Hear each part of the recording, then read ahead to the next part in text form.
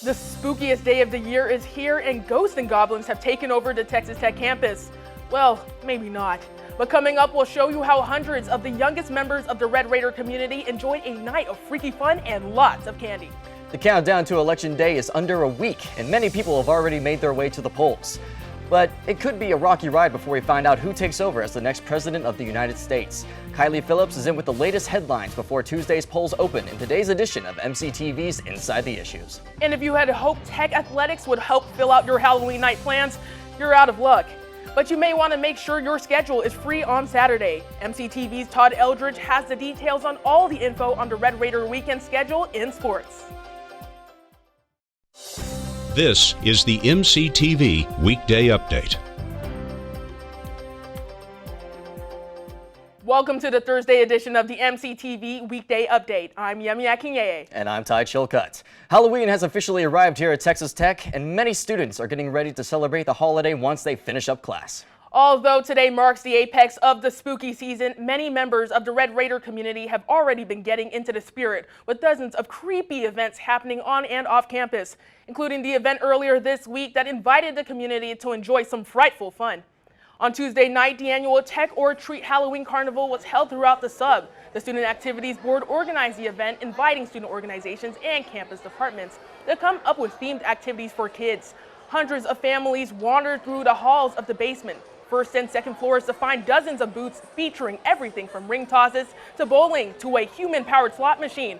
All participants were rewarded with candy and prizes, and many walked away with overflowing buckets filled with Halloween loot. Tuesday's event also featured a spooky science show and photo opportunities to remember the night. Along with Tech or Treat, families could also enjoy some trick-or-treating fun during Safe Treat at the residence halls. Both Tech or Treat and Safe Treat are held on campus each October. Tech or Treat may have been designed for younger members of the Red Raider community, but there's still some other local attractions with fearful opportunities for a little older crowd. Nightmare on 19th Street continues from tonight through Saturday at the Lone Star Event Center. The annual Scare Fest features 4 haunted attractions for the price of 1 ticket, including this year's newest option, Sinister Swamp. For more information, check out nightmareon19thstreet.com. And if you're looking for a Halloween experience off the beaten path, one other local diabolical option is located just a few miles northeast of campus. The Trail of Screams is currently offering a terrifying tour of an abandoned lot featuring plenty of scares for $25 per person. Tonight is your final chance to check out this creepy concept. The first admission starts after the sun sets and continues into the night. Tickets are only available in person at 1300 Niagara Street. And if fall fun without the fear is what you're looking for, the Corn Maze at Aladu Farms is also open tonight and continues through next Sunday. Along with the maze, you can also hop on a hayride, pick out pumpkins, or enjoy some jack-o'-lanterns after dark. There are also campfire sites available to roast some s'mores for an additional fee. If you haven't made it out there yet, check out AdaldoFarms.com for all the details. Halloween activities weren't the only options on the campus calendar this week. Earlier this afternoon, one annual event gave students a chance to make a final verdict on whether or not to continue their education beyond an undergraduate degree. Tech's Pre-Law Association hosted the 5th annual law school fair today in the Mackenzie Merkett Alumni Center. The fair included representatives from more than 40 schools from across the country to network with students interested in pursuing a career in the legal field. Local representatives from Texas Tech's own School of Law were also available to talk to attendees. Unlike job fairs aimed at students in specific colleges, the Texas Tech Law Fair was open to any Red Raider interested in law school. And since the university does not currently offer a pre-law degree, the annual fair is one of the biggest options offered each year to assist students planning to attend law school after graduation. If you were unable to attend this afternoon's law school fair, the Pre-Laws program offers assistance to any student interested in pursuing a future law degree. For more information or to schedule an appointment, visit prelaw.ttu.edu.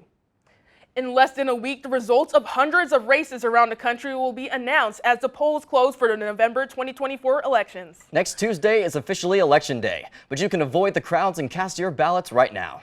Political signs went up all around the Southwest entrance to the Rec Center as early voting started last week. The early voting period started last Monday, and the Red Raider community has been able to have their voice heard every day from 8 a.m. to 8 p.m.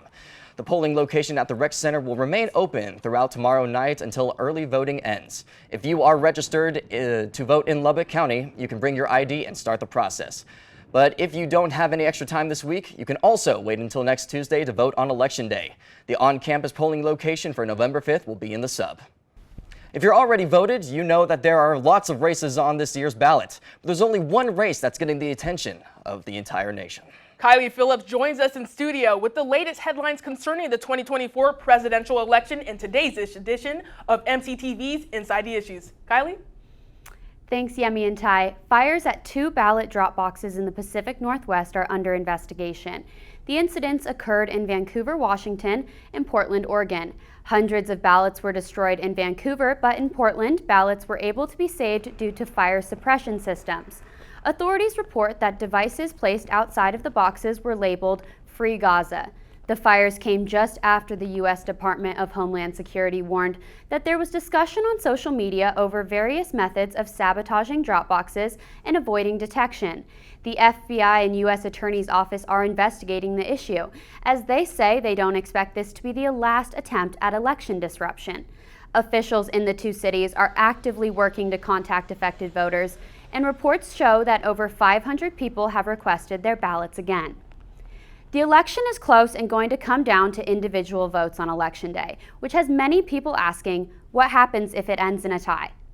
The United States president is decided by the Electoral College, not the popular vote.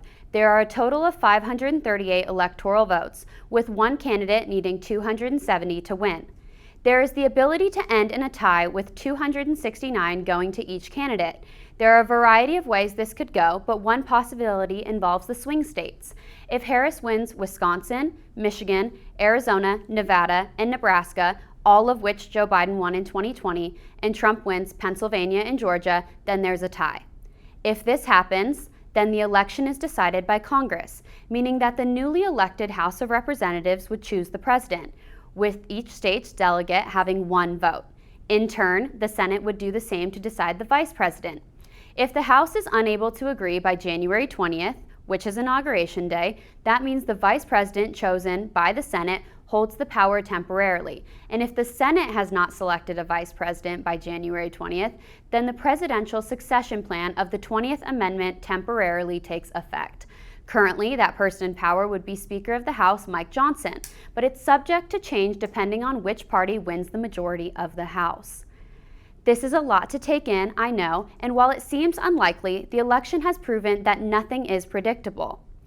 Americans are just 4 days out from Election Day, and the presidential campaigns are leaning into their final push of their campaigns. The candidates crossed paths yesterday in swing states such as Wisconsin. Vice President Harris hosted a rally where she brought out special guests like Gracie Abrams and attempted to recover from a comment made by President Biden. Biden earlier this week described Trump supporters as garbage. Harris set out to change the tone on this, saying that she strongly disagrees with the criticism of people based on who they vote for.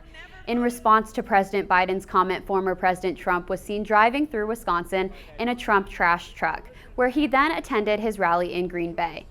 The former president responded to Biden's comment with this statement: "They treat you like garbage. They treat our whole country like garbage." Although rhetoric like this has been going on throughout election season, it's especially significant right now in states like Wisconsin. In the latest polls, the difference between Harris or Trump winning the Badger State is less than 1%. That was a look inside of this week's issues. I'm Kiley Phillips, and I'll see you next Thursday when we dive into our first post-Election Day edition of Inside the Issues. Back to you, Ty. Thanks, Kiley. The college experience includes plenty of education on math, science, and history. But what about the basics of eating in a formal environment? Believe it or not, Texas Tech has that covered as well. MCTV's Macy Ranzer stopped by a recent campus event to learn about the proper way to enjoy a fancy meal. I'm right outside of the McKenzie Market Alumni Center, where an etiquette dinner is currently taking place. If you don't know what fork to use, this dinner may be for you. Each semester, Brenda Becknell guides students through a 4-course meal to learn the ins and outs of formal dining. We feel like if we can give the students the dining skills that they need, that will help them get a lot further in their career search. Not only did students learn to improve their confidence for future professional dining situations, but they also were able to interact with those around them to prepare them for their future careers. I want to be an actor, and so I think learning all these things will be really useful to use in front of a camera, but also when I'm getting to know other people in the industry. And so I'm really excited to just see what's going on. If you missed out on this year's Etiquette Dinner, there will be one in the spring semester. Brenda says to register fast because spots fill up quick. Sometimes we're just so busy teaching the educational part of it, and we just assume that they get the social part. So this is something that has been built up through the years, and they always have great attendance and have a waiting list. So that tells us that the students enjoy it and feel like it's worth it. For MCTV, I'm Macy Ranzer. The spookiest day of the year started out with quite a fright as students stepped out their front doors to head to morning classes. The return of fall conditions came just in time for the haunted holiday. But will the terrifying temperatures of last week be scaring their way back into the forecast this weekend? Chief Weather Specialist Elisabeth Herring joins us now in the studio to let us know if we should fear the MCTV forecast. Elizabeth? Let me tell y'all, I am over the moon to give you the forecast this afternoon. The sky's looking astronomical, very clear, very beautiful. It was chilly this morning. Students walking to class may have noticed how we did have a cool front move throughout our area, and it also is affecting our temperatures for today, and it looks like for next week as well, as far as we can tell. Well as some cooler temperatures rolling in the area, we also have some rain. Finally, some rain in the South Plains. We have been needing this for quite a while. We've been an abnormally hot and dry October. So Saturday morning, early morning around 4 a.m., some storms beginning to move throughout the South Plains, and that's going to continue as we head into Saturday afternoon, early Sunday morning. Still rain chances sticking around, so keep that in mind if you're making any weekend plans. It is unfortunately going to be a gloomy weekend, and that rain chance is going to stick around until Sunday afternoon, going to fizzle out as we head into Monday, just in time for students to head to class. Well, rain totals across the South Plains varying. Right now, models showing we could see as much as 4 inches in some areas and as little as 1/10 of an inch in some areas. So it's just going to depend how strong the storm is. But luckily, we're grateful for any rain at this moment as we have, like I said, seen an abnormally dry October.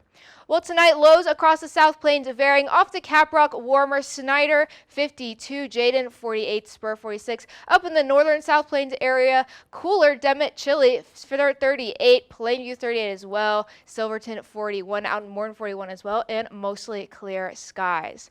As we look into tomorrow, temperatures relatively the same as today, just slightly warmer. 70s across the South Plains. Snyder, 75. Jayden, 77. Turkey, Matador, 74. Demet, 72. Plainview, 70. Morton, 72. And cloudy skies. Well, tonight here locally in Lubbock, low of 47. Tomorrow, high of 75 and cloudy skies. And as we look into our 3-day, cloudy skies Friday, Saturday, and Sunday with those chances of rain on Saturday and Sunday. So again, keep that in mind if you're making any weekend holiday plans.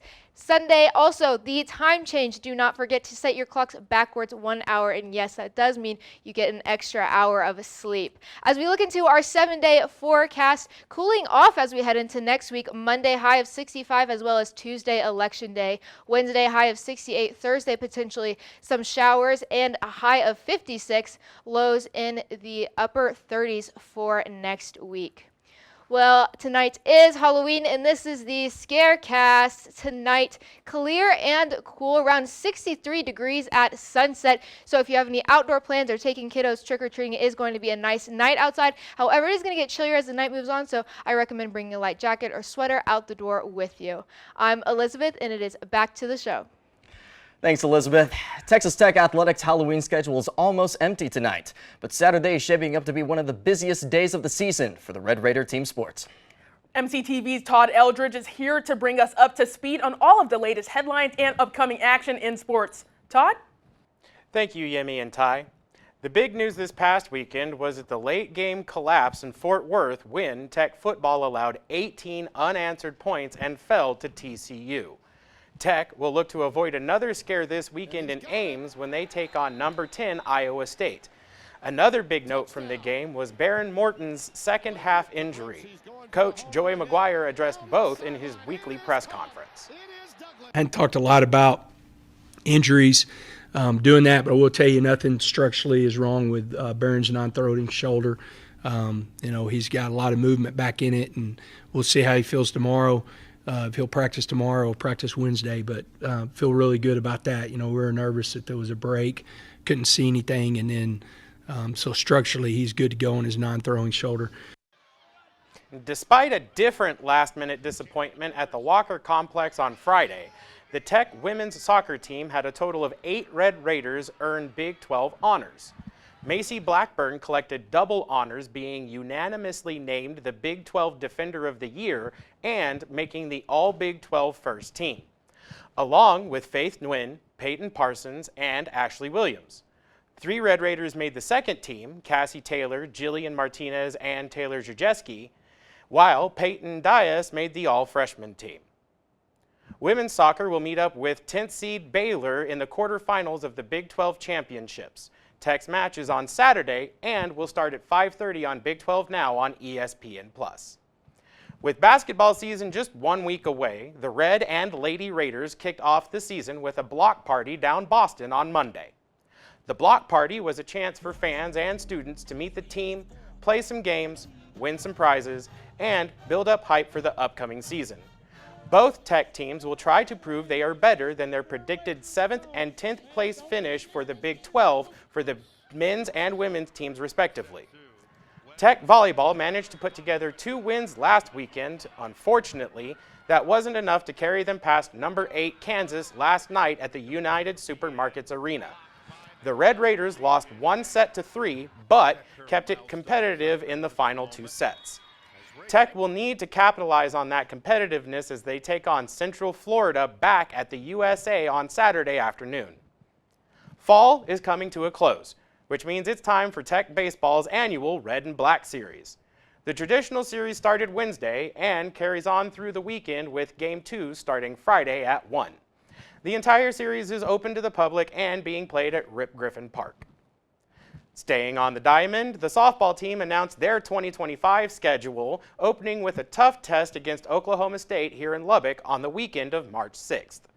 The full schedule has been released and is available on the Texas Tech Athletics website. That gets you caught up on everything Tech sports, and something to keep in mind for all students tonight as you go out is to keep your circle of friends tight. Go out with your friends that celebrate your successors louder than you do, and be sure to not entertain your fake friends, and you can have a good time. If you manage to see me out there, stop me and ask for a Ree to give you some advice, all right? My name's Todd. I'm your sports guy with the third eye, and that's back to you, Yemi and Ty. Thanks, Todd. Many degree programs here at Texas Tech go beyond the classroom to help prepare students for the real world in labs and specialty facilities found across campus. But one university department goes beyond the standard curriculum and invites the local community to come in and play an active role in the educational process while enjoying tasty meals. MCTV's Miranda Garcia has more. I'm here at Skyviews, where restaurant, hotel, and institutional management students have created a fall dinner series to showcase their talents and different cuisines, with today's theme being Bavarian House. Today is actually dinner series, so it's our senior students where they develop a menu, cost out a menu, design the menu itself, do marketing, and then actually are managers for that shift. Gary Danhoff is an associate professor of practice and the general manager at Skyviews.